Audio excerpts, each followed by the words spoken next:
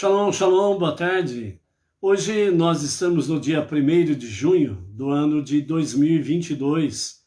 É o calendário gregoriano. Pelo nosso calendário, nós estamos hoje no dia 2 do mês de Sivan, do ano 5782. Estamos até o pôr do sol com 268 dias transcorridos do nosso calendário judaico. Assim como também nós estamos no 46º dia da contagem do Homer, Sefirat HaOmer. Estamos aí na contagem regressiva, faltando apenas mais 3 dias, ou seja, até o pôr do sol do próximo sábado. Nós estaremos completando os 49 dias da contagem do Homer, que serve para o nosso refinamento das nossas emoções, da nossa alma, da nossa personalidade, né? Do nosso intelecto, pois o nosso intelecto é a mãe das emoções. Então esse refinamento é para trazer-nos realmente cada vez mais uma harmonia, né? Uma unidade com Deus. E nós estamos aí então hoje no 46º dia em Netzach de Malchut, e aí nós vamos discorrer sobre o significado desse refinamento para nós no dia de hoje. Vamos falar também sobre 10 fatos que envolvem o nosso mês de Sivan, né, o nosso mês aí de Shavuot. E teremos a nossa palavra do nosso Rebbe Menachem Mendel sobre aspirações espirituais. Nós vimos hoje, na nossa aula com o nosso Rebbe Menachem Mendel, né, ao meio-dia, nós tivemos a aula com o nosso Rebbe Menachem Mendel, onde nós aprendemos ali que o que nós precisamos saber, falando sobre o aspecto de nós precisamos admitir que quando nós queremos saber tudo, olha a palavra, tudo, quando nós queremos compreender tudo, olha a palavra tudo. Quando nós queremos conhecer todos os segredos, todos, preste atenção nessa palavra, os segredos do cosmo, que significa o universo, e todos os segredos do nosso planeta, né? Então, quando nós queremos saber tudo e todas as coisas, nós queremos, na realidade, segundo o nosso Rebbe Menachem Mendel, o líder da nossa geração, nós queremos, de fato, né, numa mensagem subliminar, no nosso subconsciente, na realidade, nós queremos ser Deus. E por isso é difícil para nós admitirmos que eu não sei tudo. Então, nós precisamos admitir qual é a realidade, que nós não somos Deus. Só Ele sabe tudo. Só Ele conhece todos os segredos. Então, qual é a mensagem que nós temos nessa configuração? O que nós precisamos saber. E o que nós precisamos saber é aquilo que está revelado. O que não está revelado, nós precisamos estar cientes disto. O que não está revelado será revelado na redenção final com Mashiach. Porque no momento, nesse tempo presente, os segredos e o tudo ainda não é tempo de sabermos. Nos dias de Mashiach, na redenção final, os segredos mais profundos da Torá. Lembra da mala cheia de diamantes? E no interior da mala, mais profundamente, no meio dos diamantes, tem lá um baú, onde também tem um segredo, esse segredo só Mashiach sabe. E a hora que ele abrir esse baú, então ali estão as pepitas de ouro, que significa os segredos mais profundos, singelos, sublimes e transbordante em luz, que ele revelará nos dias de Mashiach da redenção final. Então, o que nós precisamos saber agora? Aquilo que nos é revelado para nós cumprirmos a nossa tarefa suprema, transformar este mundo para ser a morada de Deus. Então, essa é a nossa configuração. Isso é o que nós precisamos saber, né? Então, cuidado quando você começa com muito porquê, porquê e porquê. Como aquela criança que quer saber todos os porquê, né? Então, nós não sabemos, não podemos saber todas as respostas, saber tudo e conhecer todos os segredos. Por quê? Porque não é o momento ainda propício. Ok? Baruch Hashem. Então, vamos nesse nossos aspectos, né, que temos para o mês de Sivan e também a nossa palavra do nosso Rebbe sobre aspirações espirituais. Hoje nós estamos no 4º dia da semana, é o 4º dia para o Shabat e também preparação para Shavuot, ok?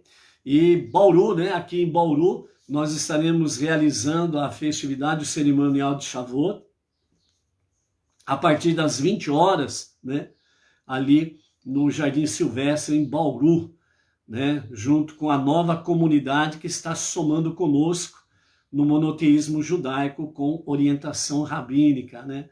Baruch Hashem, que o grupo de Bauru, né, está, graças a Deus, crescendo, estão começando a aparecer alguns frutos, outros frutos mais, e nós precisamos cada vez mais estarmos aí envolvidos nessa tarefa, aquilo que nós precisamos saber para cumprirmos a nossa tarefa, ok? Você tem missão a cumprir, você tem tarefa a cumprir, portanto, não obedeça a ordem, no sentido de fique em casa, cruze os braços e deixe as coisas acontecerem. Negativo. Vamos correr atrás dos nossos sonhos, o sonho de Deus, que é realmente algo espetacular. E vamos aí, muita gente está precisando deste conhecimento, ok? Então, o nosso Shalom hoje vai para o Felipe Costa Oliveira, lá de Manaus, Amazonas, a Elizabeth Beth, de Francisco Morato, né, Grande São Paulo, o Wilker Pedrosa, Brasília, Distrito Federal, o Caetano Fajar, do Rio de Janeiro, o Nelson Gonçalves, da cidade de Barroso, Minas Gerais, o Dalton César Evangelista, Goiânia, Goiás, a Eliana Ferreira, Nova Friburgo, lá em Serrana, Rio de Janeiro, o casal Haroldo Castro Júnior e Julie de Castro, lá do Leblon, Rio de Janeiro, o Gilberto Augusto, o Igor Neves Paulo Vick, né, aqui de Pirajuí, o meu genro, que é do modelismo Pirajuí, o Jandir Dias, Campo Grande, Mato Grosso do Sul, o Alberto Anthony, Goiânia, Goiás, o Carlos Alberto, Rio de Janeiro, o casal Thales Júnior e Jailza Ferreira, também do Rio de Janeiro, o Jorge Brito, de Belém do Pará, e o Arnaldo Silva, né, lá do grupo Benei Noa Filhos de Noé, a Osair Leal, de Feira de Santana, lá na Bahia, né, a ela, toda a família, o nosso Shalom. E hoje vai o Shalom especial, né, para o nosso casal aí, a Edilane Minorello e o seu marido Claudemir Jesus da Silva, né, ou Claudemir de Jesus Silva, né, aqui de Bauru, em especial a Edilane Minorello, né, pelo seu nível, né, hoje é o dia do nível dela. Então a Edilane Mazal Tov, com as bênçãos divinas, que o Eterno seja gracioso contigo, renove as tuas bênçãos sobre tua vida, sobre a vida dos seus queridos, né, que o Eterno aí venha responder rapidamente às vossas preces, venha dar proteção, saúde, vigor, sucesso na jornada monoteísta, e que venha aí cada vez mais abençoar todos os familiares e que você, juntamente com o seu querido, sejam aí partes integrantes e ativas, né? Ativos do nosso movimento Bnei Noach Bauru e região, né? Então, Mazal Tov com muito sucesso na vida espiritual, física, financeira, material e principalmente na jornada monoteísta. Então, Edilane Minorello, Mazal Tov, com todas as boas sortes e bênçãos de Hashem sobre a tua vida junto com os teus queridos aí. Ok? Baruch Hashem.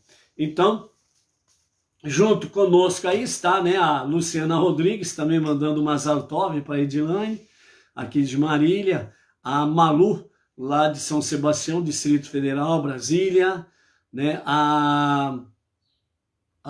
quem mais está aí? Quem mais? A Luciana, a Malu, Baruch Hashem, a Vânia Ivonete, né, lá de Recife também está por aí, Baruch Hashem, né? Maravilha. Baruch Hashem. Ok. A nossa quarta aliá está no capítulo 3 do livro de Bamidbar, e nós temos aí, né, no capítulo 3, os primeiros 4 versículos nos fala sobre os descendentes de Arão. Depois do verso 5 até o verso 13, nós temos aí a nomeação dos levitas. Então vamos ver o que nos fala a nossa aliá de hoje, ok? Baruch Hashem. Os descendentes de Arão, versos 1 a 4. Esses são os descendentes de Arão e de Moshe, no dia em que Deus falou a Moshe no Monte Sinai. Estes são os nomes dos filhos de Arão: Nadav, o primogênito, Avihu, Elazar e Itamar. Esses são os nomes dos filhos de Arão, que foram ungidos sacerdotes, consagrados para servir como sacerdotes, Kohanim. Nadav e Avihu morreram diante de Deus quando trouxeram fogo estranho perante Deus no deserto do Sinai. Eles não tiveram filhos, mas Elazar e Itamar serviram como sacerdotes durante a vida do pai deles, Arão. A partir do verso 5 até o verso 13, temos aí a questão da nomeação dos levitas. Deus falou a Moshe dizendo: aproxime a tribo de Levi, ok? Então a tribo de Levi, ela foi contada em separado, né? Vimos aí ontem falando sobre isso, né? 22 mil, que nós vamos ver aqui a confirmação dessa contagem no capítulo 3, mais para frente, mais na aliá de amanhã, onde nós vamos ver lá no verso 30, no verso 39, né? Que a contagem foi de 22 mil a partir de 1 mês de idade, ok? Então, a ordem de Deus para Moshe é: aproxime a tribo de Levi e os coloque diante de Arão, o sacerdote, eles o servirão. Então a tribo de Levi servirão ao Kohen Gadol e aos Kohanim, preservando o seu encargo e o encargo de toda a comunidade, ficando a tenda da reunião para realizar o serviço de guardar o tabernáculo, de alguma entrada não autorizada. Eles guardarão todos os utensílios da tenda da reunião, assumindo o dever dos filhos de Israel para cumprir o serviço do tabernáculo. Os levitas para Arão e seus filhos para ajudá-los. Eles serão separados dos filhos de Israel e totalmente dados a Arão. Encarregue então Arão e seus filhos para que eles protejam seu sacerdócio. Qualquer pessoa não autorizada que se aproximar para participar dos serviços sacerdotais será morta. Deus falou a Moshe dizendo: você quer saber por que eu separei os levitas dos outros filhos de Israel? Eu os peguei no lugar de todos os primogênitos de cada útero entre os filhos de Israel. uma vez que os primogênitos adoraram o bezerro de ouro. Eu decidi que os levitas seriam meus. E eu havia escolhido primeiramente os primogênitos, porque todo primogênito tornou-se meu no dia em que eu matei todos os primogênitos do Egito. E então santifiquei para mim todo primogênito de Israel, homem e animal igualmente. Eles sempre serão meus. Eu sou Deus. Então esta é a palavra que nós temos aqui da nossa quarta aliá. De trás para frente, né, como é de praxe, né? Então aqui, primeiramente, Deus está, né, falando que eles sempre serão meus, ou seja, não é porque Deus tirou, né, a preeminência dos primogênitos no serviço sacerdotal e entregou aos levitas, que significa que os primogênitos não têm mais valor nenhum e estão esquecidos. Negativo, né? Os primogênitos sempre serão meus, diz o Eterno. Então, para deixar bem patente aí, ok? O motivo fundamental da separação, realmente, dos levitas, de toda a tribo levita, para o serviço no tabernáculo e, posteriormente, no Beit HaMikdash, o templo em Jerusalém, é porque os primogênitos, sem exceção, né, das demais tribos, todos eles adoraram o bezerro de ouro. Somente a tribo de Levi, 100%, não adorou o bezerro de ouro. E quando Moshe se depara, assim que desce do monte, com aquela cena, o bezerro de ouro e o povo prostrados, né, adorando o bezerro de ouro, então foi onde que Moshe disse, né, quem realmente é por Deus, quer juntar-se a Deus de fato, né, que venha e fique ao meu lado. E a tribo de Levi foi 100% ao lado de Moshe. Então, essa é a questão principal desta escolha da tribo de Levi, que permaneceu, assim como no Egito, permaneceu isenta de todo e qualquer tipo de adoração, né? Tem conexão com aquilo que o Rebbe vai nos falar daqui a pouco, aspirações espirituais, ok? Segundo o pensamento racídico, né, os nossos sábios trazem sobre essa questão, né? Aproxime a tribo de Levi. Então, segundo o Midrash, ele liga o versículo 6, que nos fala exatamente sobre a frase que está conectada com Salmo, né? Salmo 92, verso 13. Então, quando nós temos aí esse verso 6 sobre aproxime a tribo de Levi, então o Salmo 92, verso 13, segundo o Midrash, que está registrado em Bamidbar Rabá, capítulo 3, verso 1 do Midrash, então fala que o homem justo, ele floresce como a tamareira, ok? Então, por que os levitas são comparados à tamareira? Então, o ensinamento racídico diz assim, a resposta é enfatizada na segunda metade do versículo.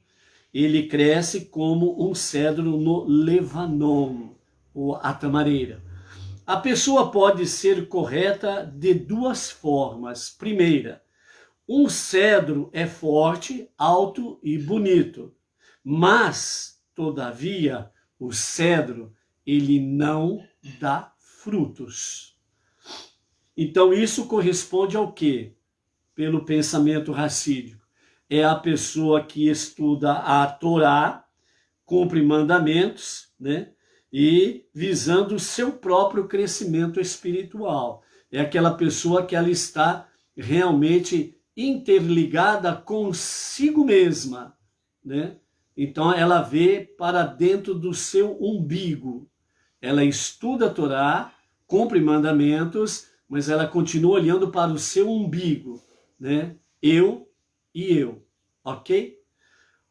A segunda forma, né, da pessoa ser correta é: os levitas, porém, são elogiados ao serem comparados à tamareira, que mesmo não sendo tão vistosa como o cedro ele é ereto, né? Ele fica em pé, é imponente, né? É vistoso, bonito, aparece, entendeu? Mas não tem frutos. E a tamareira, ela já é mais simples, não é tão vistosa assim, ok? Então ela é mais simples. Então, dessa forma, né, a tamareira, apesar de não ser assim vistosa como o cedro, mas ela dá frutos doces e saborosos, de forma análoga aos nossos sábios da Hassidut diz: a pessoa que está pronta a sacrificar um pouco do seu tempo, que ela poderia usar para o seu próprio crescimento espiritual, para ajudar os outros. Então, desta forma, essa pessoa, ela sacrifica o seu tempo em prol do próximo. É isso que quer dizer o Salmo 93, o verso 13, 92, verso 13, onde fala: o homem justo floresce como a tamareira. A tamareira não é vistosa como o cedro, mas ela dá frutos saborosos, né, e doces. Assim é todo aquele que estuda a Torá, pratica mandamentos, mas não fica olhando para o seu próprio umbigo. Sempre está preocupado com o bem-estar do próximo. Então, dentro desse aspecto aqui, né, o crescimento espiritual dela é mais completo quando ele é útil para o crescimento espiritual do próximo.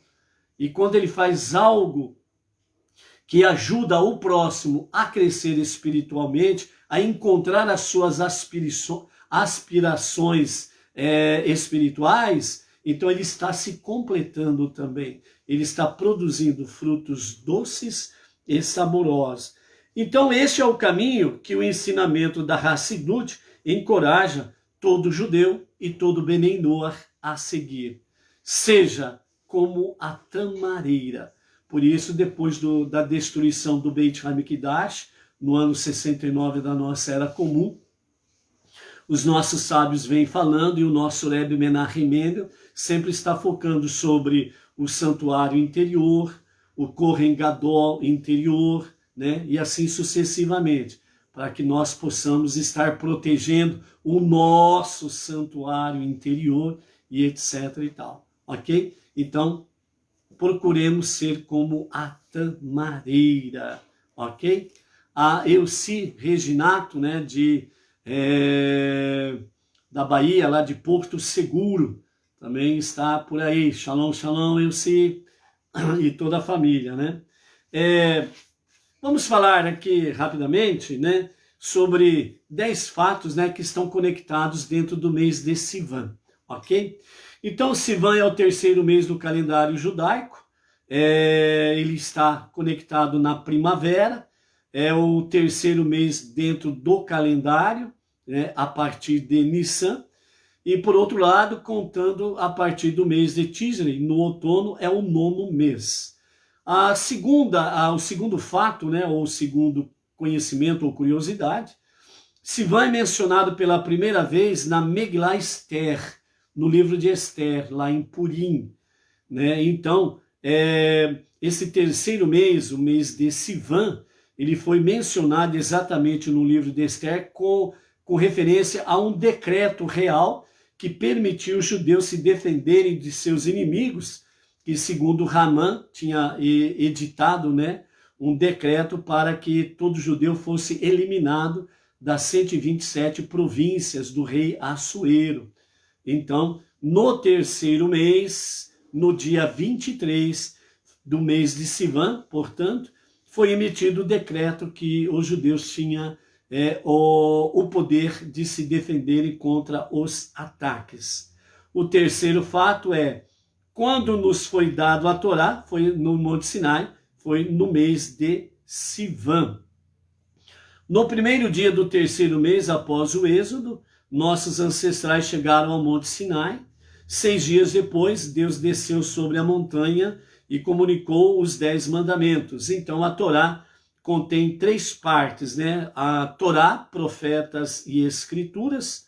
A nação possui 3 níveis, que são os níveis dos Kohen, né? Os Kohanim, dos levitas e israelitas. Moshe, ele era o terceiro filho, né? Os seus 2 irmãos anteriores eram Miriam e Arão era o mais velho. E o terceiro dia, desde que Deus ordenou que homens e mulheres se abstivessem de relações em antecipação ao grande evento, né? Então, 3 dias antes também, o Eterno deu aí, né, 3 dias para a purificação, para receber a Torá. O quarto fato, Shavuot, é celebrado em Sivan, é o aniversário da revelação do Sinai, no dia 6 de Sivan, agora, né, que os judeus estão ainda na grande diáspora, né, fora de Israel. Enquanto tiver um judeu fora de Israel, ainda é diáspora. Somente Mashiach é que vai reunir todos os judeus dos 4 ventos em Israel. Então, enquanto isso não acontece ainda, mesmo os judeus tendo seu Estado Israel, ainda estão na diáspora, ok? Enquanto tiver judeu nas nações. Então, justamente por causa disso, então o mês Shavuot, ele é comemorado em 2 dias fora de Israel, no dia 6 e no dia 7. Neste ano aqui, Gregoriano 2022, nós vamos celebrar de sábado para domingo e domingo para segunda. 6 de Sivan, sábado para domingo, domingo para segunda, 7 de Sivan. 50 dias depois que comemoramos Pêssar, a liberdade da escravidão dos judeus no Egito. Algumas características especiais de Shavuot incluem aprender a Torá a noite toda, é uma noite específica, né, de sábado para domingo, principalmente, que em todo o mundo judaico e algumas localidades Benei Noach, se passa a noite toda estudando a Torá e então é uma prática que vem aí já há milênios do povo judeu e os Benei Noach, já algumas comunidades têm já abraçado isso daí também, né? Ouvir os 10 mandamentos, né, na sinagoga, os judeus vão para a sinagoga ouvir os 10 mandamentos, as comunidades que se reúnem ouvem os 10 mandamentos, as pessoas que não podem ir à comunidade, né, os Benei Noach, não podem ir a uma comunidade, numa reunião de Benei Noach para ouvir os 10 mandamentos, então em sua casa ele vai lá no capítulo 20 de Êxodo e pelo menos leia lá os 10 mandamentos, ok? E depois também fala de preparar e participar de uma deliciosa refeição à base de leite, né? Lácteas e os seus derivados, né? Que é tudo aquilo que é derivado do leite. Então, suas refeições especiais nesses dias está baseado no leite, né? Então, por isso vai ter muita comida à base de leite, muitas sobremesas à base de leite, etc. e tal aí. Porque a Torá, ela é comparada ao leite materno, né? Que as crianças nos seus primeiros momentos de vida, nos seus primeiros passos, nos seus primeiros anos, precisam desse leite materno. Então a Torá, ela é comparada a isso também. E também, né, tem o momento do Iskor, que é lembrar, né, daqueles que perderam seu pai ou sua mãe, ou perderam os dois, né, o pai e a mãe. Também é o momento desse de lembrar, né, dos pais que partiram, né, dessa vida. Então é um momento de elevação das almas dos nossos pais, recordando, né, das suas vidas, né? Então é um momento aí muito sublime, esse Iskor, lembrar, né, dos nossos pais que partiram, ok? O quinto fato é o trigo é colhido em Sivan.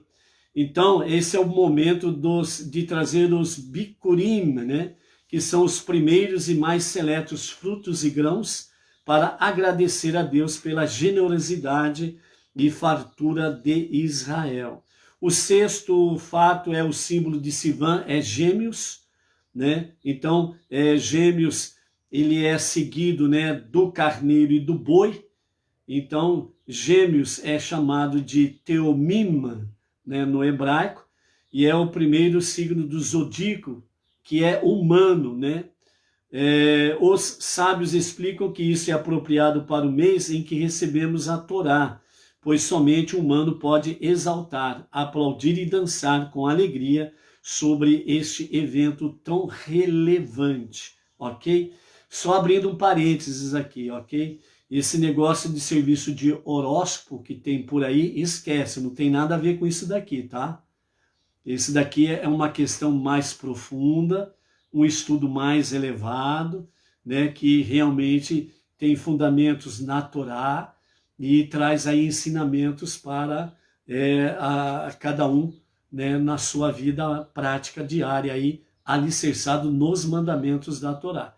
Então não é porque você ouve sobre essa questão aqui que significa que esse horóscopo que tem por aí é confiável e pode ser lido. Não, ele está totalmente conectado com idolatria, ocultismo e coisas semelhantes. Então não consulte horóscopo, isso não faz parte.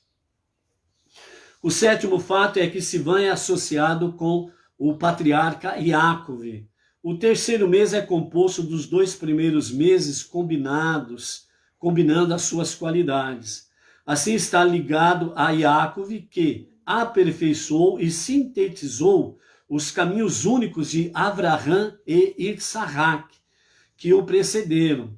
É claro que Iácov era gêmeo de Esav, que levou os 2 meses seguintes, né, Tamuz e Av, associados à destruição dos 2 templos sagrados de Jerusalém.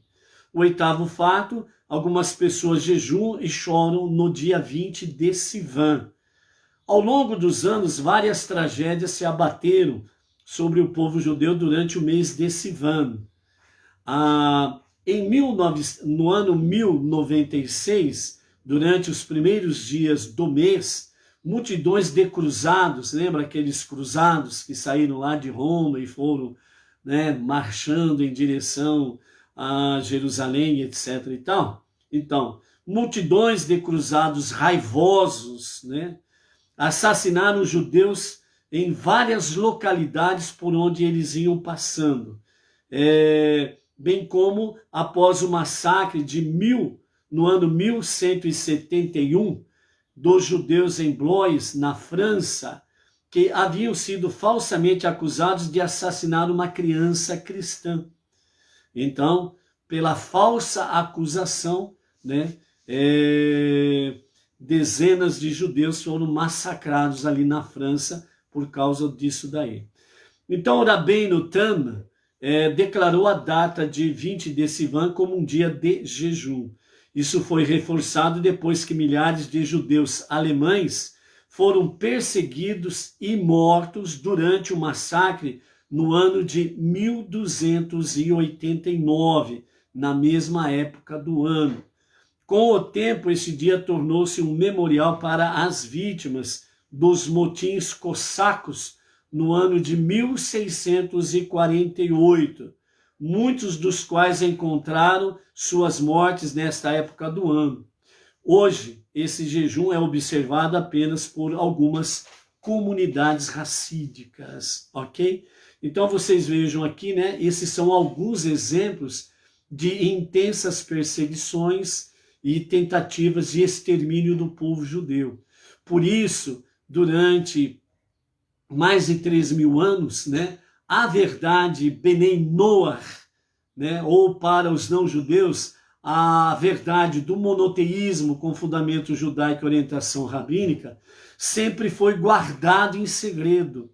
Por causa disso, porque qualquer coisinha era motivo dos não-judeus, principalmente dentro do aspecto cristão, acusar o judeu de alguma coisa, falsamente. e aí então eles eram perseguidos, mortos, sem nenhum julgamento.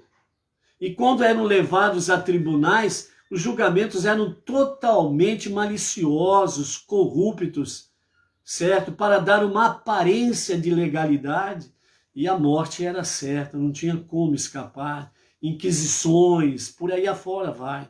Então, por isso, durante mais de 3.000 anos, o povo judeu, os rabinos, não puderam compartilhar com o mundo não judaico a verdade do monoteísmo com fundamento judaico e com orientação rabínica, a verdade sobre os Benei Noach, as 7 leis universais que estão contidas dentro dos 10 mandamentos para as nações.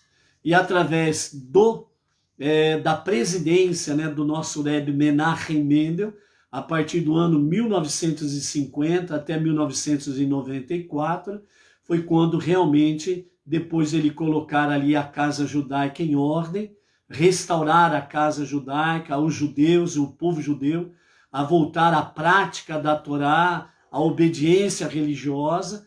Então aí ele orientou e realmente convocou os seus Hassidim, os seus discípulos, os seus rabinos, a se envolverem com os não-judeus e levar para nós, não-judeus, exatamente essa questão monoteísta com fundamento judaico e orientação rabínica.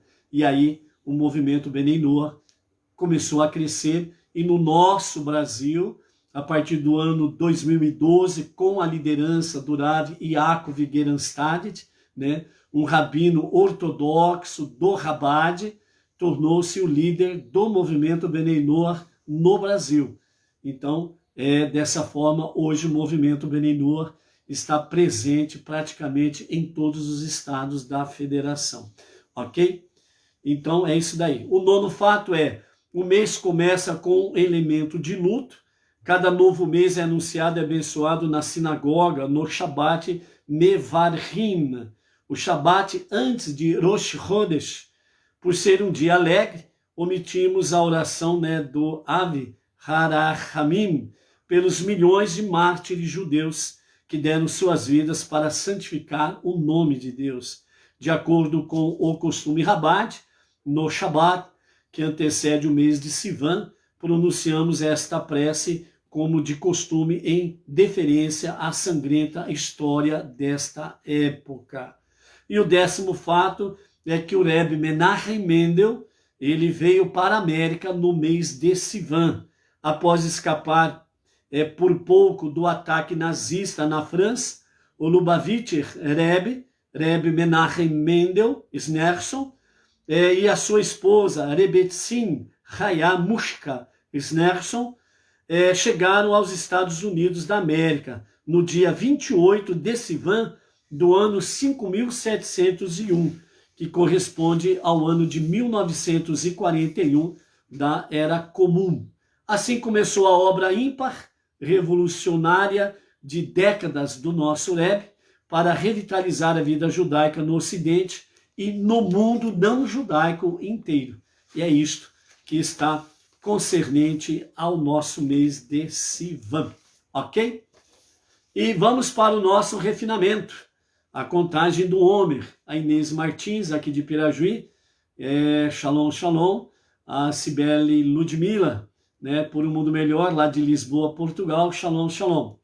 Então hoje nós estamos no dia 46 da contagem do Homer, ou seja, nós estamos no 4º dia da 7ª semana. São 6 semanas e 4 dias do Homer. Estamos em Netzach de Malchut, que significa persistência na nobreza. A dignidade de uma pessoa, assim como o sucesso de um líder, são testados pelo seu nível de perseverança. Vontade e determinação refletem o poder e a majestade do espírito humano, a força de liderança dessa pessoa. As perguntas para a reflexão: quão determinado sou no alcance de meus objetivos? Quão forte é minha convicção para lutar por uma causa digna?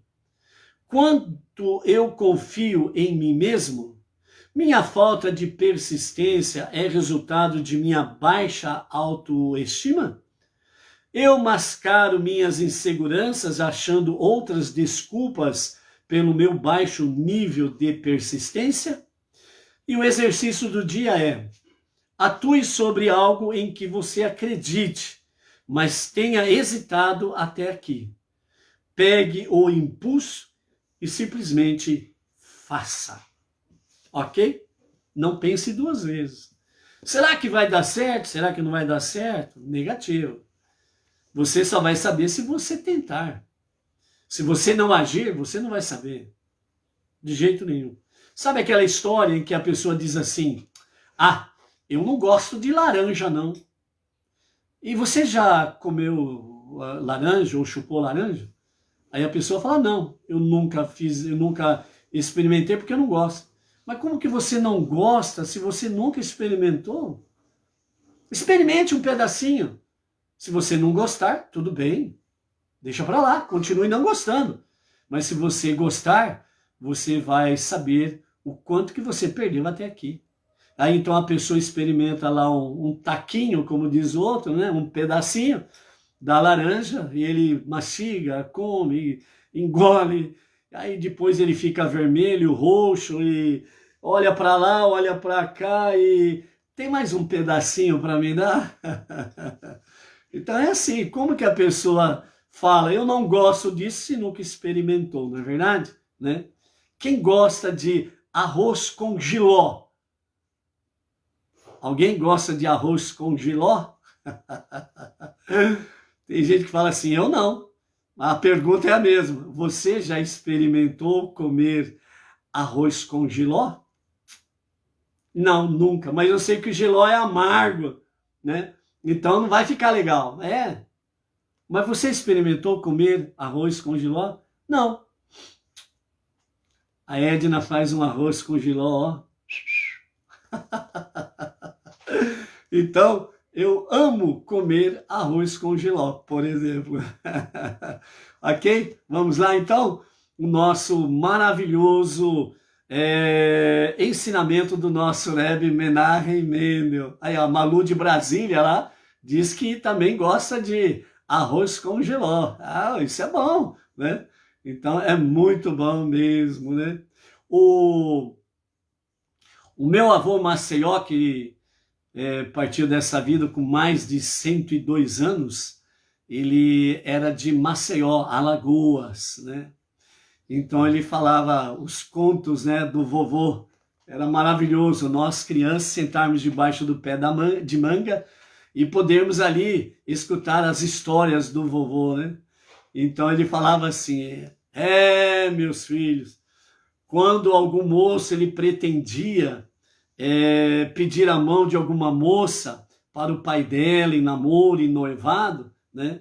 Então, normalmente, né, a maioria das pessoas sempre tinha ali um pequeno pomar no fundo de casa, né? E a Malu falando que gosta de jurubeba também. Muito bom. A Edilane aqui, a nossa aniversariante do dia, o meu esposo também gosta, eu não. Mas você comeu arroz com jiló, Edilane? Para falar que não? Né? Então é isso daí, ok. Então aí o vovô falava assim, então o pai, ele conversando com o jovem, né, o pretendente a namorar sua filha, a noivar sua filha, ele levava lá no fundo do quintal, né? E ali ele dava, né, tinha laranja para comer, mas tinha cana, né? Geralmente nos fundos de quintais havia pé de cana, né? E era muito bom ter pé de cana no fundo do quintal. E aí então ele pegava, o pai da moça pegava um pedaço da cana, descascava e dava para o rapaz comer. Então ele, a princípio, ele dava o pedaço, a parte onde era mais doce, né? A parte mais doce da cana sempre é aquela que está mais em contato com o chão, né? A raiz. E a parte de cima ela já é mais assim, não é muito doce, né? Ela é mais assim, como que se pode dizer, né? Sem aquele sabor adocicado, né? Que tem as outras partes, né? Então ele começava a dar aquela parte doce, né, da cana, e o rapaz comia muito bem, etc. Aí quando ele foi dar um pedaço dessa parte da cana que era sem açúcar, né, era aquela coisa sem gosto, por assim dizer, né? Então a hora que ele deu aquela primeira mordida, ele não gostou, fez aquela cara feia e pegou o pedaço de cana e jogou fora, né? Aí depois eles voltaram para dentro, aí o rapaz pergunta, e aí o senhor vai autorizar, né, o meu namoro com a tua filha e dar a benção? Aí ele vira para o rapaz e diz assim, você não serve para minha filha. Aí o rapaz fala, mas por quê? É porque enquanto ela for nova, jovem, você vai amá-la. Mas depois que ela pegar uma certa idade, né, ficar mais velha, ela perder o doce do encanto, né, da mocidade, simplesmente você vai desprezar, vai jogar fora. Ah, mas como que o senhor pode falar um negócio desse, de um futuro que está tão distante? Ele falou assim, a gente conhece as pessoas pelas ações. Enquanto você estava chupando a cana, a parte doce, você estava comendo a cana tranquilamente, com muito bom gosto. Mas quando chegou a parte sem doce, você, na primeira mordida, jogou fora. É isso que você vai fazer com a minha filha no futuro. Negativo. Você não é apto para ela. Entendeu? Assim são as coisas. Ações é importante. Aí a Edilane está dizendo que ela provou, ela comeu arroz com jiló, mas não gostou, mas provou. Então, fala por experiência própria. Eu não gostei, mas meu marido gostou. Baruch Hashem. Assim é a questão, ok? Então, assim, amados, é a nossa vida, né? A nossa experiência, ela é pela ação, pelo nosso dia a dia. Braço cruzado, trancafiado dentro de casa, escondido, não é comigo, é com os outros, então os outros que se dane e eu fico no meu canto.